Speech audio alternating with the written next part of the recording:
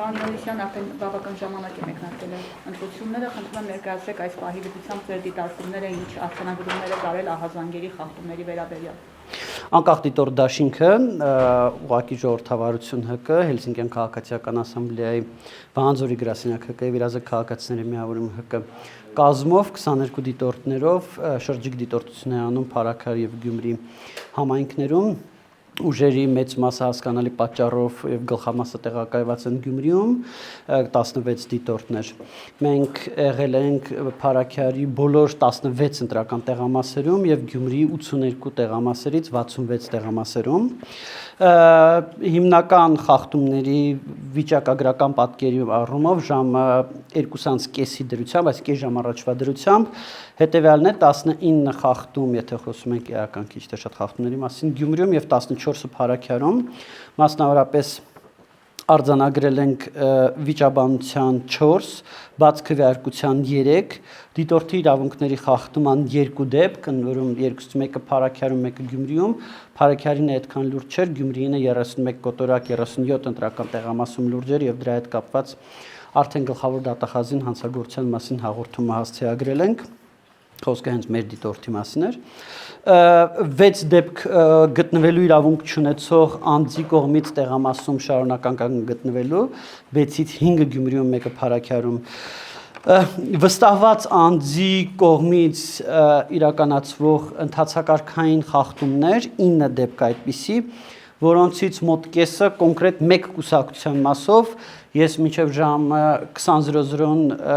երևի կոռեկտ չի որ հայտարարեմ թե որ կուսակցության մասին է խոսքը, բայց ժամը 20:00-ից հետո բնականաբար դա գաղտնիք չենք պահելու հրապարակելու ենք։ Ուրեմն վիճաբանության 4 դեպք, ուրեմն մեկը Փարաքարում եւ 3-ը Գյումրիում եւ ուրեմն քվեաթերթիկ չտալու մի դեպք, այսինքն որ քվեաթերթիկների ամբողջ սպեկտրը չտրվի ընտրողին, մի քվեաթերթիկ պակաս տրվի, նման մեկ դեպք արձանագրել են Գյումրիում 31 կոտորակ 1 տեղամասում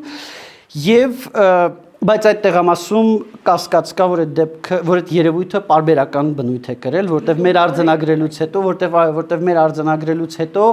ընտրողներ հայտնվեցին, որոնք որ ասցին, որ իրանք էին պակաս քվեաթերթիկը ստացել ու ոնց որ թե հենց կոնկրետ մի կուսակցության քվեաթերթիկ են պակաս ստացել։ Եվ ինչ որ առումով էպիկ դեպք 31 կոտորակ 70 ընտրական տեղամասում քվեարկության կտրոնի հափշտակության դեպք։ Այս դեպքով նույնիսկ ոստիկանները փորձեցին հետապնդել քաղաքացին հափշտակել էր ինքն իր քվեարկության կտրոնը, ոստիկանները նույնիսկ փորձեցին հետապնդել, այստեղ առանձին քննարկման առարկա իհարկե ոստիկանների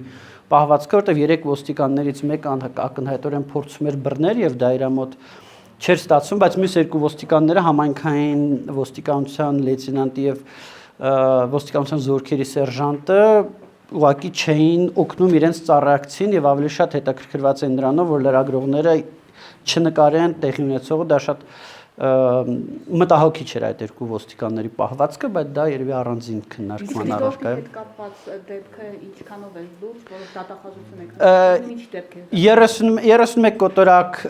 37 ընտրական տեղամասում մեր դիտորդը նկատել է, որ հանձնաժողովի նախագահը ընտրողներին, որոնք չեն խնդրում,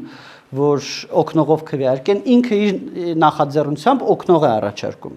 Գիտեք, որ օգնելը դա քվեարկության գաղտնիության որոշակի զիջում է եւ այստեղ շատ կարեւոր է, որ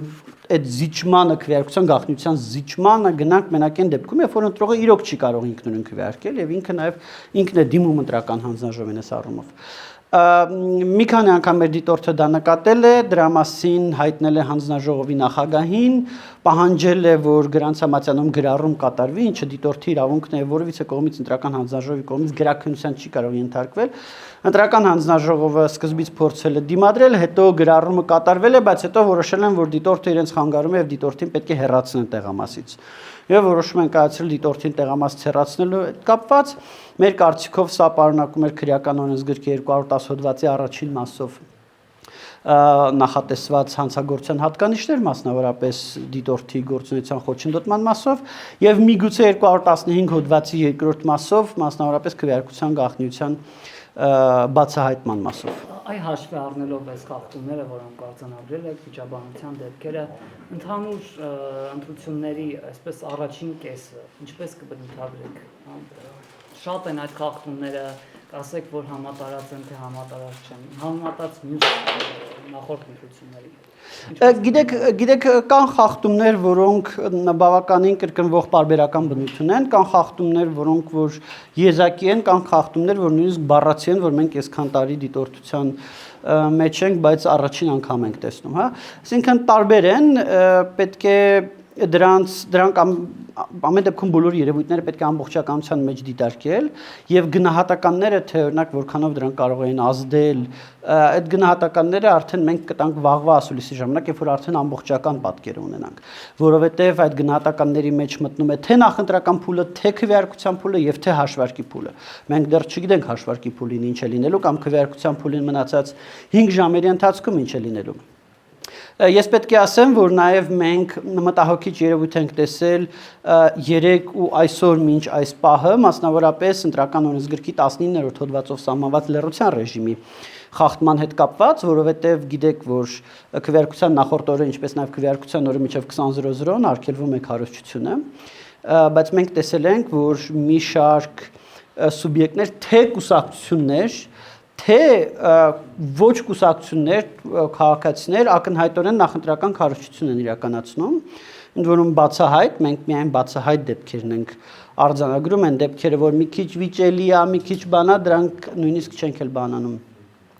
Եվ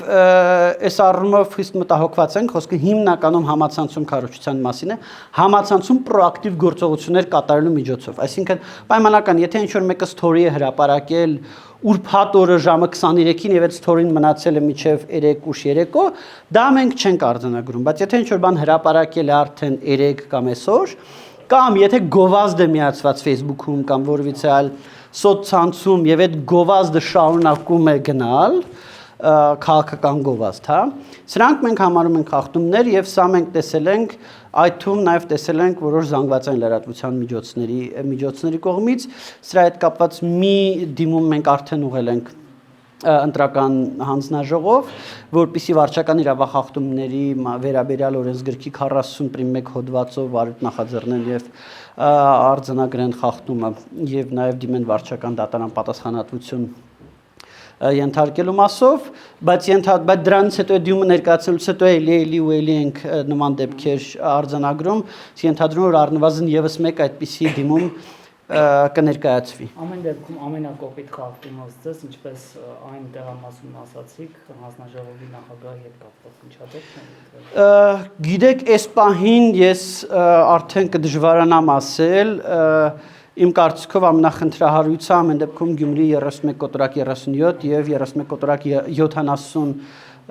տեղամասերն էին 31/70-ում անընդհատ լարված իրավիճակ է ստեղծվում եւ անընդհատ նույնիսկ մանր հարցերի շուրջ լարումներ են լինում, տենց լեզվակռիվներ են լինում Բայց խնդրահարույց տեղամասերը ցավոք սրտի միայն այդ երկուսը չեն։ Ամեն դեպքում հանցագործության վերաբերյալ հաղորդում կամ իրադարձություն, որի հետ կապված որ մենք կարծում ենք, որ այդտեղ հանցագործության հատկանիշներ կան, տեղի ունեցել այդ երկու ընտրական տեղամասերում։ Այսքան տարի ընտրություններ եք դիտարկում, դիտորդների այս չափ մեծ քանակ երբևէ արձանագրել եք տեղական ընտրությունների մասին է խոսքը։ Գիտեք, մենք դիտորդների տարբեր քանակներ ենք արձանագրել, եղել է ավելի շատ, եղել է ավելի քիչ, բայց այստեղ մենք պետք է հստակ տարանջատենք դիտորդներին եւ կեղծ դիտորդներից, որովհետեւ ամեն մեկը չէ, որ դիտորդի վկայական է կրում, իրեն մենք կարող ենք համարել անաչառ դիտորդ, որովհետեւ անաչառ դիտորդը ենթադրում է, որ ինքը խստագույնս պահում է չեզոքության կանոնները, որ ինչ որ առումով լրատվամիջոցներին համանման, հա, խստագույնս պահպանում է չեզոքության կանոնները, չի աջակցում բացահայտ կամ ծպտյալ, չի աջակցում ինչ որ այս կամ այն քաղաքական ուժին, չի իրականացնում քարոզչություն այս կամ այն ուժի դեմ կամ կողմ, չունի աֆիլիացիա այս կամ այն քաղաքական ուժի հետ, հա, եւ այս առումով, եթե մենք նայենք թե այս ընտրություններում որոնք են, որոնք իրական դիտորդներ են, իսկ որոնք են, որոնց դիտորդությունը ավելի նմանակեղծ դիտորդության, մենք տեսնենք, որ երևի պատկերը մի քիչ այլ է։ Մենք այս առումով եւս դա մեր մեթոդաբանության ստանդարտ մասն է, հավաքում ենք տեղեկություններ եւ չի բացառվում, որ վաղվա ուրեմն մեր նախնական գնահատականներում մենք նաեւ անդրադառնանք որոշ դիտորդական առաքելություններին, դա եւս կախված է նրանից, թե ինչ մենք կհավաքենք, ինչ փաստեր մենք կունենանք եւ արդյոք մենք մեր փաստերը կգնահատենք բավարար այս կամ այն պնդման համար։ Որքանով է հնարավոր լինում վերահսկել նաև ընտրատեղամասերից դուրս խախտումները, քանի որ կուտակումների եւ այլ նման երևույթների մասին է խոսքը գնում։ Գիտեք, ընտրատեղամասերից դուրս, եթե նկատի ունեք տեղամասի անմիջապես շրջակայքում, ենթադրենք մուտքի 50 մետր շարավիղով, ապա դա հիմնականում ոստիկանության գործառույթներն են, որպես կանոն ոստիկանությունը իր այդ գործառույթը իրականացնում է պատշաճ, բավարար քանակով ոստիկաններ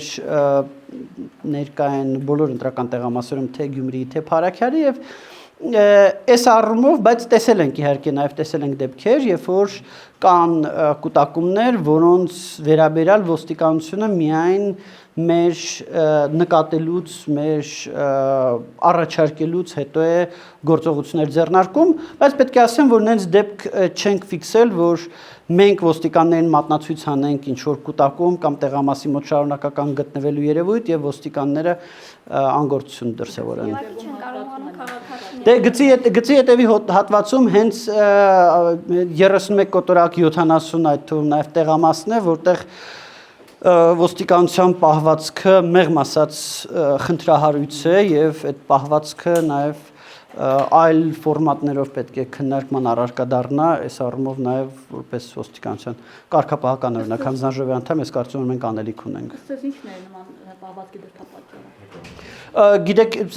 հիմնականում մենք դա ոստիկանության կարողությունների ոստիկանությունում ինչ որ խնդրահարույց ավանդույթների ընկալումների երևի դրսևորում էր եւ նաեւ այդ տեղում իրականացնող ծառայություն իրականացնող ոստիկանների թերացումը ամեն դեպքում հիմա դա մի առանձին վերլուծության առանձին բանի նյութ է, թե ինչու է այնպես ստացվում, որ առերևույթ հանցագործություն կատարած անձը, երբ որ փախնում է, 3 ոստիկանից մենակ մեկն է փորձում իրեն կանգնեցնել, դա մի մեծ եւ առանձին քննարկման առարկա է, բայց ես պետք է ասեմ, որ ձեր գործընկերներից որոշները, լրատվամիջոցներից որոշները հասցրեցին դա նկարել եւ կարծում եմ, որ կադրերը համացանցում շտով կտարածվեն, բոլորը կկարողանան տեսնել, գնահատել այդտեղ տեղի ունեցածը։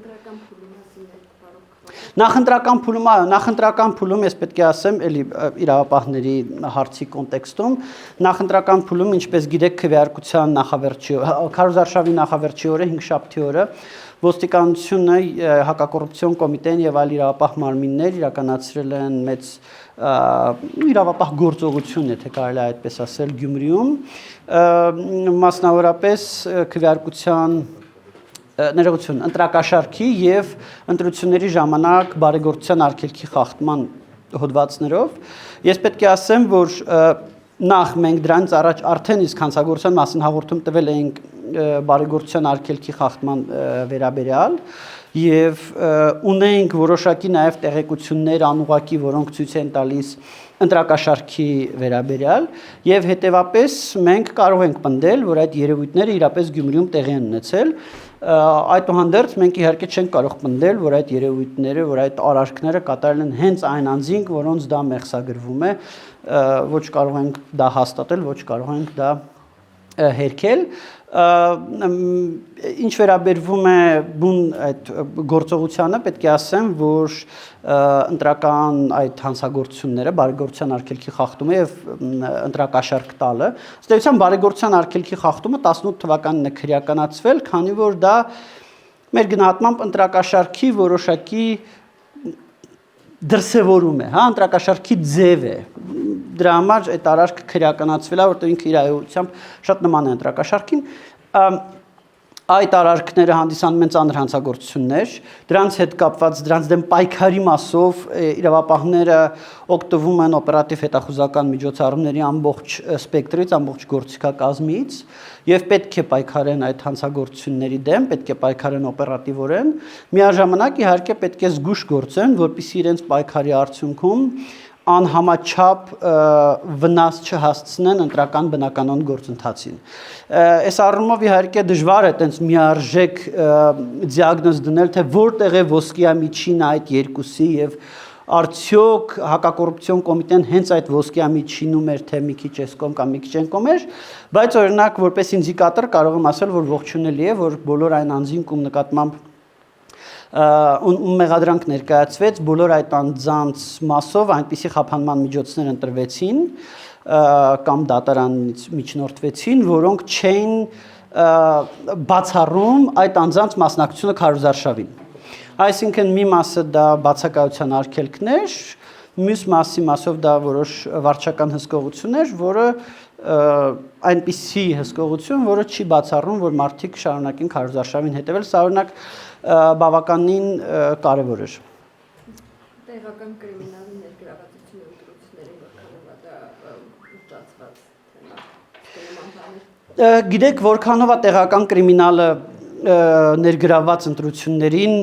դժվար է, որտեվ այդ երևույթները ամեն դեպքում լատենտային բնույթ կրող երևույթներ են։ Մենք դրա հետ կապված եւս հանցագործության մասին հաղորդում ներկայացրել ենք, մասնավորապես քրեական օրենսգրքի 210 հոդվածի 3-րդ մասով, քարոզարշավին մասնակցելու պարտադրելու հետ կապված։ Պետք է ասեմ, որ մենք որոշակի ինդիկատորներ ունենք, որոնք վկայում են, որ այո, կրիմինալը ընտրությունների նկատմամբ անտարբեր չի, հա, գոնե այսպես ձևակերպեմ այս պահի դրությամբ, որովհետև ինչ մենք դիտարկեցինք, հենց մի քիչ առաջ մենք տեսանք, որ տեսեք մենք մի հետաքրքիր ինդիկատոր ունենք, որը հիմնականում քաղաքներում է գործում, դա առավոտյան մասնակցությունն է։ Եթե ինչ-որ միտեղ մենք տեսնում ենք առավոտյան մինչև ժամ 11:00 մասնակցության շատ բարձր ցուցանիշներ, քաղաքային բնակավայրերում։ Գյուղերում դա կարող է լինել, որտեղ կախված սեզոնից գյուղացիները երբեմն ուզում են, հա, շուտ քվեարկեն եւ գնան օրինակ իրենց արտերը, իրենց գյուղատնտեսական զբաղմունքով զբաղվել, բայց քաղաքներում որպես կանոն կիրակի առավոտյան մարդիկ նախընտրում են քնել։ Եվ երբ որ տեսնում ենք մասնակցության պիկեր առավոտյան ժամերին, դա մեր համար ինդիկատոր է, որ ենթադրաբար ինչ որ խնդրահարույց երևույթ կա։ Ընդ որում միշտ այդ մասնակցության պիկերը կորելացվում են այլ խնդրահարույց երևույթների հետ եւ դրա համար է որ մենք հանգիստ կարողանում ենք ասել որ այդ առավոտյան ժամերին մասնակցության պիկը խնդրահարույց արդեն իսկ նշանակում է որ այդտեղ ինչ որ խնդիրներ կան, որոնք կարող ավելի ուշ Երևան, կարող չերևան, բայց հաստատ կան։ Եվ մենք տեսնում ենք որ այն թաղամասերում, որտեղ որ հայտնի է որ առավել կրիմինալիզացված թաղամասեր են, հա, տենց կրիմինալ է թաղամասերում ավելի ավանդաբար ավելի ներկայացված է, այդ թաղամասերում առավոտյան ժամերին որոշակի մասնակցության ուրեմն բարձր ցուցանիշ կար։ Ուրեմն այդ թաղամասերում կային տեղամասեր, որտեղ մասնակցությունը կրկնակի ավելի շատ էր, քան միջին ցուցանիշը Գյումրիում, ավելի քան կրկնակի ավելի շատ էր, քան միջին ցուցանիշը Գյումրիում։ Դե եթե ես հիմա ասեմ, որ թաղամասը մարդիկ միանգամից գլխի կգնեն, թե որ տեխնացուի հետ է դա ասոցացում, դրա համար թույլ տվեք դա էլ երեկոյան ժամը 8-ից հետո ասել, որ չստացի որ քարոզում կամ հակաքարոզ եմ անում, բայց մեր համար մեղմ ասած տարօրինակ է, որ այն թաղամասում, որտեղ որ կրիմինալ ավանդաբար ներկայացված է, առավոտ գիշերով մարդիկ կիրակի առավոտյան մարդիկ շտապում են ընտրական տեղամասեր, հա? Շտապում են շատ ավելի շատ, քան միջինում այլ գյումրեցիները։ Սա մեր համար ինդիկատոր է, որը վկայում է, որ այդ կրիմինալը ուրեմն ինչ որ բան անում է, որովհետև ինչի են հաճախ ընտրությունների վրա ապօրինի միջամտություն ունեցողները հենց հանգեցնում առավոտյան բարձր մասնակցության, որովհետև իրենք ունենում են իրենց ենթակա, հա, ենթարկեցված էլեկտորատ, եւ այդ ենթարկեցված էլեկտորատին իրանք փորձում են առավոտ շուտ առավելագույն մասին այդ էլեկտորատի առավոտ շուտ բերել տեղամաս, որպիսի հետո միջև քվեարկության ավարտը, միջև տեղամասերի փակվելը ավելի շատ ժամանակ ունենան, որ տենան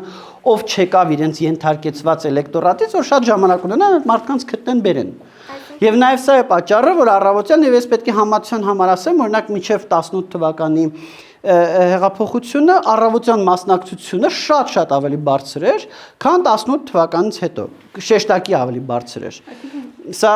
այսինքն սա առավոտյան մասնակցությունը քաղաքային բնակավայրերում դա հստակ ինդիկատոր է մեր համար։ Այսինքն եթե ժամը 14-ի դրությամբ քվեարկությանը Գյումրիում մասնակցել է 25255 ընտրող, սա ձեր ասածի տրամաբանության շրջանակներում է։ Տեսեք, իմ ասածը վերաբերվում է առանձին վերցրած հատվածներին Գյումրիին։ Մենք վերցրել ենք, նայել ենք թե առավոտյան ժամը 11-ին միջին ցուցանիշը ինչպիսին էր, եւ տեսել ենք թե որ տարածքներում այդ միջին ցուցանիշից էապես ավելի բարձր մասնակցությունը։